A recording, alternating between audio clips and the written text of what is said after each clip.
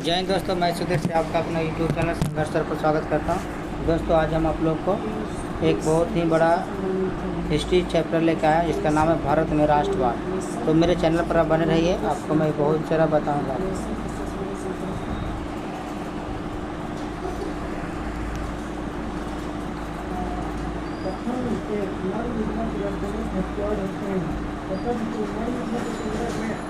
चलिए दोस्तों, आप लोग आ चुके हैं, जुड़ चुके हैं। भारत में राष्ट्रवाद क्या होता है ना, तो भारत में राष्ट्रवाद के बारे में बताएंगे। ठीक है, थोड़ा 1 मिनट रुकिएगा, थोड़ा सा डिस्टर्ब हो हटो।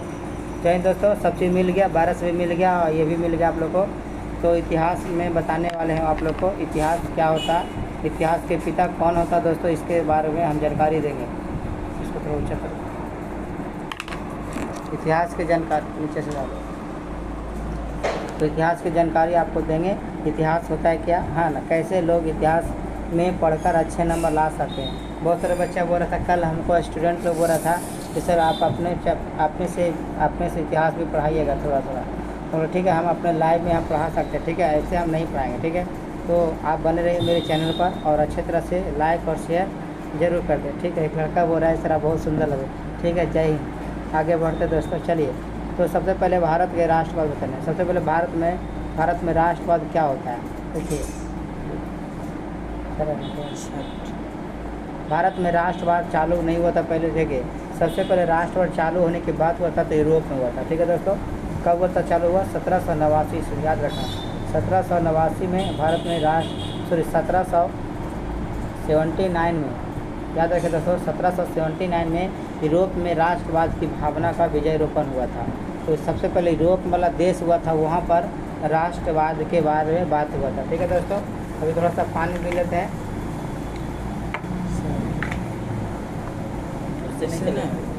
कौन से चलता है।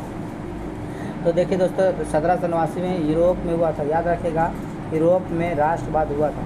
राष्ट्रवाद का मतलब क्या होता है दोस्तों, मैं बताता हूँ। अगर आपसे पूछा जाए कि राष्ट्रवाद का मतलब क्या होता है, तो सिर्फ राष्ट्रवाद का मतलब होता है देश के मुद्दाओं से, देश के मुद्दा जो रहता है वो अपने उसी के ऊपर काम करना होता है। जो देश को जैसे विकास करना होता है, हमारा संस्कृति का विकास कर सकते हैं, हमारा भौगोलिक विकास कर सकते हैं, हमारा राजनीतिक विकास कर सकते हैं, किसी तरह से देश को आगे बढ़ाना, और उसी को ही राष्ट्रवाद बोलते हैं। याद रखिए दोस्तों, देश के प्रति भावना रखना, देश के प्रति अपनी श्रद्धा भाव से समर्पित हो जाना राष्ट्रवाद होता है। आप लेकिन भारत में राष्ट्रवाद आया तो भारत में राष्ट्रवाद को नहीं लिख सकते हैं। भारत में कैसी संस्कृति है, संस्कृति के प्रति उसको प्रेम है कि नहीं, संस्कृति के प्रति उसको आस्था है कि नहीं, धर्म के प्रति उसको प्रेम है कि नहीं, धर्म के प्रति उसको आस्था है कि नहीं। तो ये सारे मुद्दाएं पर अगर बात करेगा और एक उद्देश्य होगा, उसका नाम होगा एक राष्ट्र और देश को विकास करना। यही देश जब विकास होगा तो इसी को हम बोलेंगे राष्ट्रवाद। क्या बोलेंगे दोस्तों, राष्ट्रवाद बोलेंगे। ठीक है, याद रखिएगा, राष्ट्रवाद एक प्रकार की भावना है जिसमें लोगों को बढ़ाने के आगे के मौका मिलता है। ठीक है दोस्तों, तो चलिए, जब हम लिखा हुआ देखिए, बिल्कुल हम बताए थे आप लोग को कि राष्ट्रवाद क्या होता है। ठीक है, वही मैं बता, राष्ट्रवाद एक ऐसी भावना है दोस्तों जो किसी भी भौगोलिक हो या सांस्कृतिक हो या सामाजिक क्षेत्र हो में रहने वाली एकता की भाग बनती है। ये किताब में भी लिखा हुआ है, इसी को राष्ट्रवाद कहते हैं। अपने देश के प्रति प्रेम लगाव को ही राष्ट्रवाद कहते हैं। राष्ट्रवाद के बाबू दोस्तों ये आपका राष्ट्रवाद है। ठीक है, अच्छा तो ब्लू कर दे। ठीक है, ब्लू हरा से कोई दिक्कत उसके लिए नहीं है, आप किसी भी राइटिंग में पढ़ सकते हैं, कोई दिक्कत उसके लिए नहीं है।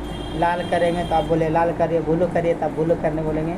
आइए, राष्ट्रवाद एक ऐसी भावना होती है, हम बोले ना भावना, इमोशन जब तक नहीं होगा अंदर तो आप अपनी माता पिता का लक्ष्य पूरा नहीं कर सकते। अगर आपके बात में इमोशन होगा तो ही आप कुछ न कुछ देश के लिए करिएगा। ठीक है, तो किसी या भौगोलिक हो, यानी अपने धरती को आगे बढ़ाइए, अपना संस्कृति को आगे बढ़ाइए, अपना समाज को आगे बढ़ाइए और सब समाज में एक रह के बताइए। अनेक लोग रहते हैं लेकिन सारा का काम एक होना चाहिए और समर्पित होना चाहिए देश के लिए।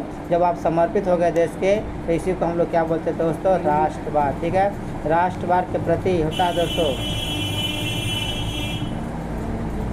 अब क्या कर रहा है कि अपने देखिए अपने देश के प्रति प्रेम लगाव को क्या कहते हैं, राष्ट्रवाद। सिंपल लैंग्वेज में कहते हैं अपने देश के प्रति लगाव को क्या बोलेंगे, राष्ट्रवाद। जिस व्यक्ति में राष्ट्रवाद की भावना पनपती है उसे राष्ट्रवादी कहते हैं। जैसे मेरे पास, मैं राष्ट्रवाद नहीं हूँ, मैं राष्ट्रवादी हूँ। वादी शब्द लग गया तो समझे उसका अनुसरण करता है, अनुचरण करता है, उनके पीछे पीछे भागता है। जैसे बोलेंगे, किसी को बोलेंगे गांधीवादी यानी गांधी के बात को मानने वाले, है ना। कार्ल्सवादी कार्ल्स को मानने वाले, समाजवादी समाज को मानने वाले, है ना। आर्थिकवादी आर्थिकवाद के मानने वाले। तो जिस व्यक्ति में राष्ट्र की भावना पनप जाता है उससे राष्ट्र क्वेश्चन में आपको आएगा कि जिस व्यक्ति में राष्ट्र की भावना पनपता है उसे क्या कहा जाता है। उसे नीतिवादी कहेंगे, समाजवादी कहेंगे या राष्ट्रवादी कहेंगे। तो उम्मीद करते हैं कि आपका आंसर राष्ट्रवादी होगा, राष्ट्रवादी होगा। ठीक है दोस्तों, चलिए आगे बढ़ते हैं। अगला कह रहा है कि भारत में, है ना, भारत में राष्ट्रवाद का उदय का कारण क्या था। देखिए, भारत में राष्ट्रवाद उदय का अनेक कारण था दोस्तों, जिसमें हम लोग इतना एक बार बताए थे PDF से, फिर दोबारा मैं PDF आपको बताने वाला हूँ। ठीक है दोस्तों, तो उम्मीद करते हैं मेरे चैनल पर बने रहिए, एक अच्छी तरह से आपको कंटेंट आपको देते रहेंगे, टेंशन मत लीजिए। भारत में राष्ट्रवाद के उदय के कारणों का वर्णन करना है, तो भारत में राष्ट्रवाद उदय करने का अनेक कारण होगा, चाहे राजनीतिक कारण हो जाएगा, ठीक है, अनेक कारण होगा, राजनीतिक कारण होगा, ठीक है, आर्थिक कारण होगा, आपका सामाजिक कारण होगा, और क्या होगा दोस्तों, इस प्रकार से, ठीक है, इस प्रकार से राष्ट्रवाद के आर्थिक कारण, सामाजिक कारण, और क्या होगा, और क्या बताए थे, राजनीतिक, आर्थिक और सामाजिक कारण। तो राष्ट्रवाद, भारत में राष्ट्रवाद होने के लिए अनेक कारण हो सकता है। अब राजनीतिक होगा तो राजनीति के बारे में क्या कहेंगे, कहता है लॉर्ड लिटन और लॉर्ड स्पिन के काल में राष्ट्रवाद की भावना काफ़ी आगे बढ़ा था। जब लॉर्ड लिटन थे, लॉर्ड स्पिन थे, उनके काल में राष्ट्रवाद की जो भावना था बाबू, वो सबसे आगे बढ़ा था, सबसे क्या किया था, आगे बढ़ा था। 1877 ईस्वी में बर्नक पेस्ट एक्ट लिटन ने पारित हुआ था। बोलो, इसी कारण से मैं रुक गया था, अब रौनक रोका था, इसके लिए मैं माफ़ी चाहता हूँ दोस्तों। अब गाली गलौज करना है तो उसको कर सकते हैं, ठीक है, कोई दिक्कत। आइए, भारत में राष्ट्रवाद को उदय करने का कारण था, ठीक है। चलिए दोस्तों, तो राजनीतिक कारण था, अनेक राजनीतिक कारण हो सकता था उस समय, मतलब क्या था, भावना काफ़ी उदय था। 1878 ईस्वी में वर्नाक्युलर प्रेस एक्ट लिटन ने पारित किया था। अब वर्नाक्युलर प्रेस क्या था, 17 नवंबर को चालू हुआ था दोस्तों, ठीक है। उस समय भारत में भाषा छापने पत्रिका पर रोक लगा दी। जब भारत में अपनी भाषा जैसे हिंदी था उस पर छापाई हो रहा था, उस पर रोक लगाने के काम किया, जबकि अंग्रेजी भाषा छापने पर पत्रिका रोक नहीं लगा था। जब मतलब लॉर्ड लिटन जब देश में आया था तो उस समय क्या होता दोस्तों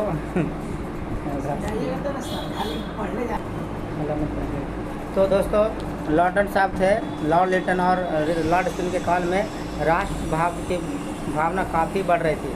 लेकिन बात है साथ, जब 1878 ईस्वी में दोस्तों वर्नाक्युलर एक्ट जब पारित हुआ था तो उस समय भारतीय भाषा का विरोध होने लगा, यानी हिंदी भाषा का क्या होने लगा, विरोध होने लगा, ठीक है। तो हिंदी भाषा का क्या होने लगा दोस्तों, विरोध होने लगा। हिंदी भाषा का क्या होने लगा दोस्तों, विरोध होने लगा, ठीक है।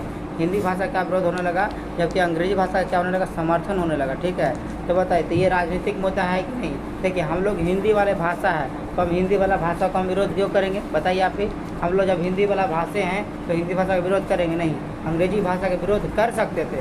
लेकिन बात यहाँ पर क्या होता है कि हिंदी भाषा का विरोध कर रहा है, अंग्रेजी भाषा का विरोध नहीं करा। तो इसके बाद इसके वजह है कि राजनीतिक बात हो रहा है कि नहीं, बताइए।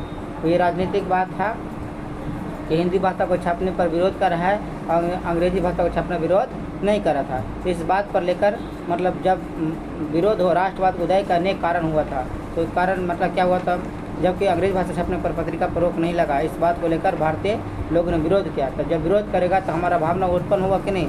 जब तक किसी चीज़ का विरोध नहीं करेगा तब तक आपकी भावना आगे बढ़ नहीं सकता है दोस्तों, ठीक है। इस प्रकार से समझिए। तो पहला हो गया राजनीतिक कारण, ठीक है। चलिए दूसरा कारण देखते हैं आप लोग को, आर्थिक कारण। क्या था दोस्तों, आर्थिक कारण। सबको पता है दोस्तों कि भारत पर अंग्रेजों ने क्या क्या शासन किया था, हमको पता है, आपको पता है, ठीक है। सबको पता है कि भारत पर अंग्रेज क्या क्या था। भारत पर जो अंग्रेज लोग था क्या था, बहुत मज़ा लिया था कि नहीं बोलता। भारत पर अंग्रेज लोग ने क्या लिया, बहुत मज़ा लिया। 1-2 साल तो मज़ा नहीं लिया, 2 साल तक, 2 साल तक, 6 साल तक, तो 200 साल तक मज़ा लिया, 200 साल। आप ही बताइए, 2 साल तक अगर किसी रूम का रेंट नहीं दीजिएगा तो आप मज़ा न ले रहे हैं दोस्तों। और 1 महीने का रूम का रेंट नहीं देते हैं तो मज़ा लेते हैं। छोड़िए ना वो सब बात है। जैसे आप कहीं खाना खा लिए या मेस में खाना खाए या कहीं मतलब हॉस्टल में चले गए और खाना नहीं खा लिया, पैसा नहीं दिए, आप क्या ले लिए, मज़ा ले लिए, मज़ा लिए कि नहीं। तो आर्थिक कारण हुआ।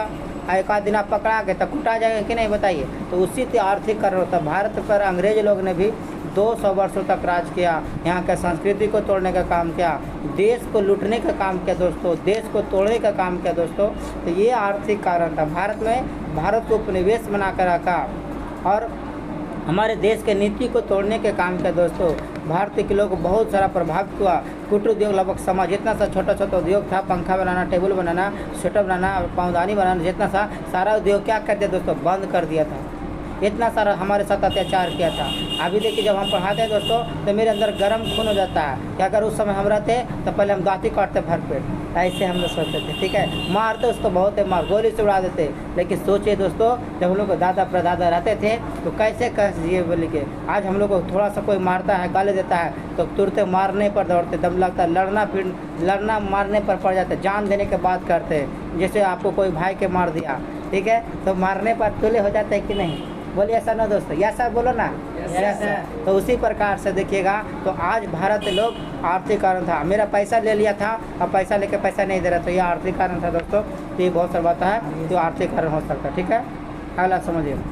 अब आता है सामाजिक कारण। समाज के भारत ने अंग्रेजों के समाज को काले गोरों पर भेदभाव किया। पता है दोस्तों, आज भी हमारे समाज में काला गोरा पर भेदभाव हुआ था। सिपाही बद रहुआ, याद रखना, 1857 में सिद्धराय विद्रोह में मुसलमान की एकता तोड़ यहाँ तक भारत लोग रेलगाड़ी के साथ बैठने की इजाज़त नहीं था। बताइए दोस्तों, हम लोग जब रेलगाड़ी में बैठ के जाते थे तो हम लोग को बैठने की इजाज़त नहीं था। अंग्रेज इसको अपराध करते थे, मामूली दंड देता था, बहुत मतलब क्या करता, दंड ऐसा देता था, कभी मारने का धमकी देता था, जान से मारने का धमकी था। भारतीय समाज में नाराज थे। भारत के लोगों ने नौकरी के पद पर नौकरी प्राप्त करने का हक नहीं था। जो भारत के लोग नौकरी करना चाहता था दोस्तों, वो नौकरी करने नहीं देता था। ये लोग हमारे देश के लोग, जो नेता लोग थे हमारे भारत में, जो लोग अंग्रेज लोग आए थे, वो नौकरी करने नहीं दे रहा था। अंग्रेज लोग हम लोग पर समाज पर बहुत सारा अत्याचार किए दोस्तों। ठीक है, उसके बाद अंग्रेज ने शिक्षा खूब प्रचार करे। अपना जो अंग्रेजी भाषा था दोस्तों, शिक्षा का खूब प्रचार किया। भारत के शिक्षा को क्या क्या, नीति को क्या क्या दबाने की कोशिश किया दोस्तों। ठीक है, इस प्रकार से आप समझ लीजिएगा। अब आते हैं हम लोग बताने वाले दोस्तों गांधी। अब हम लोग गांधी बाबा के बारे में जानते हैं। ठीक है, कि गांधी बाबा हमारे देश के लिए क्या किया। ठीक है, तो सबसे पता है कि गांधी बारे में महात्मा गांधी के बारे में अगर महात्मा गांधी के बारे में आप सोचते हैं तो आपके मन में क्या चलता है बताइए। पहला तो आपके मन में चल रहा है कि महात्मा गांधी के बारे में, सर वो तो हमारे राष्ट्रपिता है सर, वही ना सर जो नोटवा में छपा हुआ। हाँ बिल्कुल, वही नोट में छपने वाले गांधी हमारे महात्मा गांधी हमारे आदर्श हैं, हमारे गुरु हैं, देश के लिए सेवा दिए हैं, अनेक प्रकार के आंदोलन किए हैं, वही गांधी जी। सबको पता है गांधी जी का जन्म 2 अक्टूबर को हुआ था दोस्तों, 2 अक्टूबर को, और 1869 में गुजरात के पोरबंदर में हुआ था। इनका पूरा नाम था दोस्तों मोहनदास करमचंद गांधी, क्योंकि इसके पिता का नाम था करमचंद गांधी, पिता का नाम था करमचंद गांधी। और इनके पिताजी राजकोट में दीवान थे। दीवान का मतलब दोस्तों वकील होता है। आपको क्वेश्चन आएगा कि उनके पिताजी क्या था दोस्तों, उनके पिताजी दीवान थे, राजकोट में दीवान थे। वकालत की पढ़ाई के लिए इंग्लैंड गए थे याद दोस्तों, और 1851 में भारत पर आगे 1891 भारत में आकर मुंबई में जाकर उन्होंने वकालत शुरुआत की। और 1893 में यह दक्षिण अफ्रीका में गए, और उसके साथ नस्ल के आधार पर भेदभाव जो था वहाँ पर अफ्रीका में मतलब काला गोरा पर जो अत्याचार हो रहा था, उन सारे गोरे लोगों को क्या क्या समझाया, उन काले लोगों को समझाया कि देखिए सब लोग एक हैं, काला गोरा का भेद न करे। इसलिए गाना भी आया, काले गोरे को भेद न करो, सभी एक ही परमात्मा के संतान है। तो हमारे देश के गांधी बाबा जी ने, गांधी सर ने, गांधी गुरु जी ने हम लोग को देश के काला गोला का भी क्या क्या सुधारने का काम किया। ठीक है, और हमारे देश नहीं बल्कि अफ्रीका देश में एक बार की मैं बताऊं, गांधी बाबा को ट्रेन से ढकेल दिया था। तब बोला उसी समय निश्चय किए थे क्या चीज़, कि गांधी जी सोचने लगा क्या चीज़, कि हम इस बार अगर मेरे साथ ऐसा अन्याय किया है तो आने वाले भविष्य में किसी और के साथ भी अन्याय हो सकता है। तो गांधी जी ने अफ्रीका में जाकर सत्याग्रह का आंदोलन चलाया था। क्वेश्चन रहेगा कि सत्याग्रह आंदोलन कहाँ चालू हुआ था दोस्तों, तो दक्षिण अफ्रीका में गांधी जी ने सत्याग्रह का सफल प्रयोग किया। ठीक है, काला गोरा का भेद कहाँ हुआ था दोस्तों, तो याद रखना अफ्रीका में हुआ था। कब हुआ था बता दिया। ठीक है, चलिए उसके बाद बताया क्या पता है कि हमारा देश आज़ाद कब हुआ था, 1947 को आज़ाद हुआ था। याद रखिए दोस्तों 1947 को। अब आता है सत्याग्रह क्या होता है दोस्तों, देखिए हम उसको बताएं क्यों, जब हम गांधी जी ने ही सत्याग्रह आंदोलन चलाया था। ठीक है ना, गांधी जी ने सत्याग्रह आंदोलन चलाए थे, इसलिए मैं गांधी जी के बारे में पहले 2 लाइन बोले। कहता सत्याग्रह का मूल अर्थ होता है सत्य के प्रति आगे रहना। सत्याग्रह का पूरा अर्थ होता है दोस्तों, सत्याग्रह का पूरा अर्थ होता है कि सत्य के प्रति आपको हमेशा आगे रहना, सत्य को पकड़े रहना और इसके साथ साथ अहिंसा को मानना। अहिंसा का मतलब होता है लड़ाई झगड़ा से दूर रहना, अन्याय के समर्थन नहीं करना, यानी अन्याय का विरोध नहीं करना, अन्याय के प्रति वैर करना और सत्याग्रह का मूल लक्षण होना। सत्याग्रह का मूल लक्षण आपसे क्वेश्चन आएगा कि सत्याग्रह क्या है। तो सत्याग्रह का अर्थ होता है सत्य के प्रति आगे बढ़ना, आगे बढ़कर आगे बढ़ जाना, इसके साथ अहिंसा को पालन करना, अन्याय का विरोध करना, हमेशा सत्य के लिए चलना, हमेशा सत्य के लिए खड़े रहना, यही सत्याग्रह का मूल मंत्र है दोस्तों। ठीक है, तो उम्मीद करते हैं भी आपको क्वेश्चन आपको समझ में आ गया होगा। अगला क्वेश्चन आता है भारत की राजनीति में गांधी का प्रवेश। आप देखिए दोस्तों, जब भारत में हो रहा है अंग्रेज लोग आया, देश को लूटा, तब तो राजनीति करना ही पड़ेगा। मरेंगे मिटेंगे, देश के लिए मर जाएंगे, कुछ होगा देखा जाएगा। तो अंग्रेजी बाबा जो ये जो थे गांधी बाबा, जो देश के सबसे महान राजनीतिक चिंतक थे।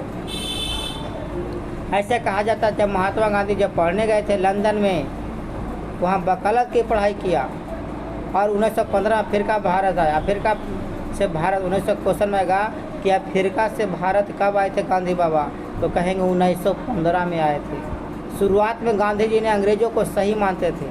वाह, शुरुआत में कोई भी दोस्त अच्छे लगता है कि नहीं। तो शुरुआत में गांधी जी अब मेरे जो अंग्रेज लोग आए था उनको अच्छा मानते थे, इसलिए क्योंकि अंग्रेज ने खुश होकर गांधी जी को 1915 में कैसर हिंद की उपाधि दिया था।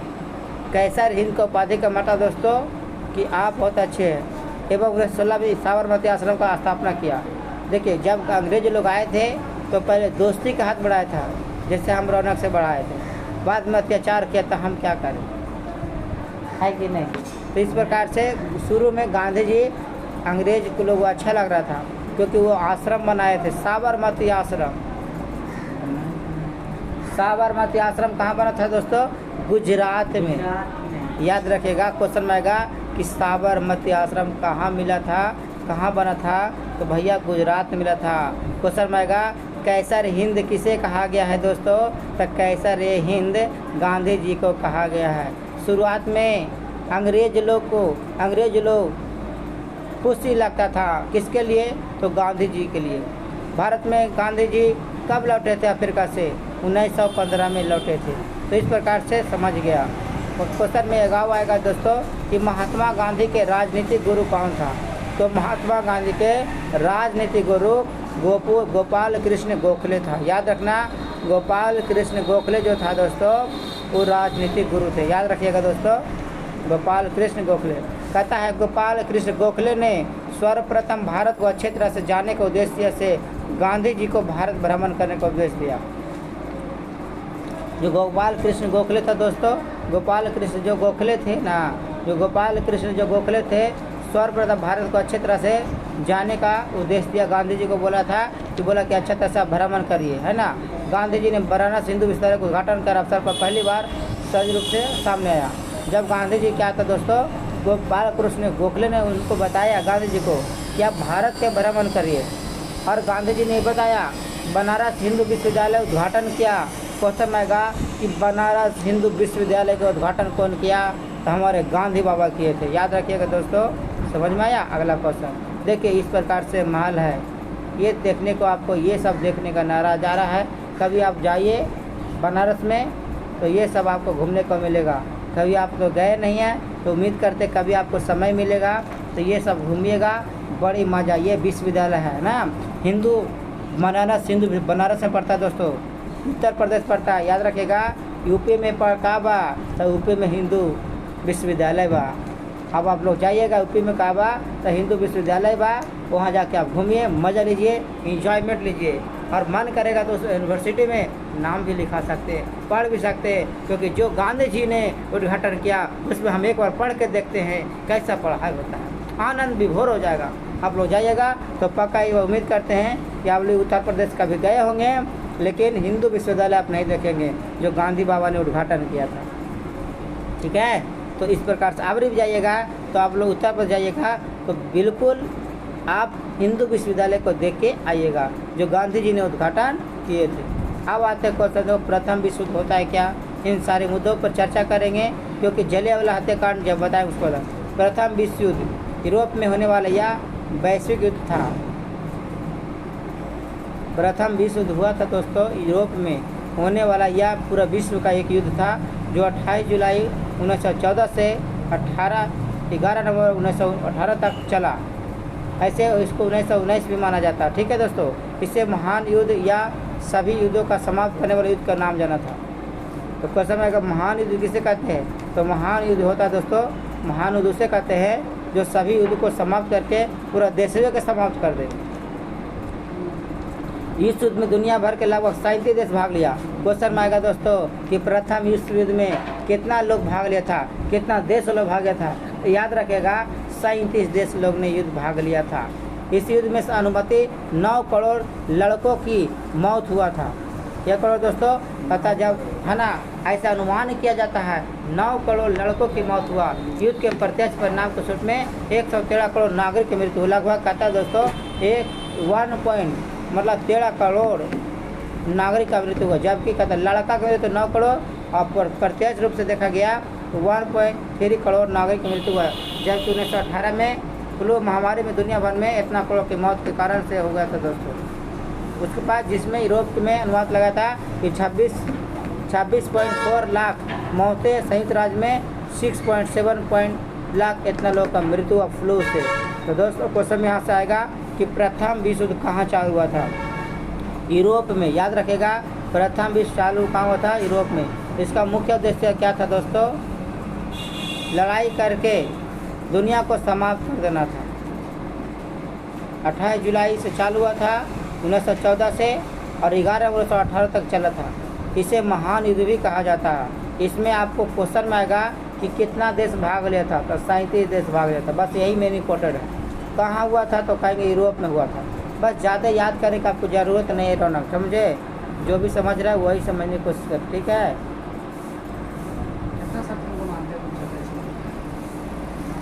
तो इस प्रकार से आपको ज़्यादा याद करने का ज़रूरत नहीं है रौनक को, ठीक है। क्वेश्चन पढ़िए, जवाब दीजिए, ठीक है। कितना देश भाग लिया था, देखिए अभी पढ़ाई तो इसको याद नहीं हुआ। 37 देश भाग लिया था। क्या देश याद रहेगा ना, जिंदगी पर भूलेगा नहीं, ठीक है।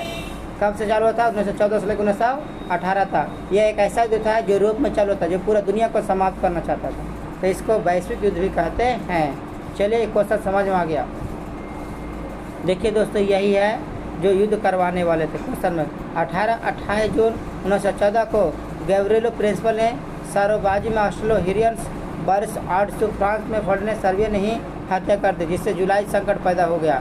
इस युद्ध के तत्कालीन कारण इसके उत्तर में ऑस्ट्रेलिया हंगरी ने 23 जुलाई को सर्बिया के एक अंतिम चेतावनी जारी किया और सर्बिया को उत्तर ऑस्ट्रेलिया लोगों ने संतुष्ट करने में विफल रहा। यह दोनों स्तर पर चले गए, ठीक है। तो इस प्रकार से आपको क्वेश्चन में आएगा तो आप बना लीजिएगा दोस्तों, ठीक है। इस पर दिया गया, ठीक है। आप PDF एक बार देख लीजिए, आप फोटो खींच लीजिए, स्क्रीनशॉट मार लीजिएगा, ठीक है। उसको इस जहाज में लगभग इतना लोग मारा गया। तो क्वेश्चन में आएगा तो देखिए भारत प्रथम विश्व युद्ध का भारतीय राष्ट्रीय आंदोलन के अंतर स्पष्ट किए। तो इस प्रकार से आपको अंतर आएगा तो लिख लीजिएगा, ठीक है। देखिए दोस्तों एक बात बताना चाहता हूँ आप लोग को, मैं आप लोग के लिए बहुत सारा PDF बना के रखे हुए हैं और ये सारा PDF आपको फ्री में चाहिए तो आपको व्हाट्सएप से जुड़ जाइए, ठीक है।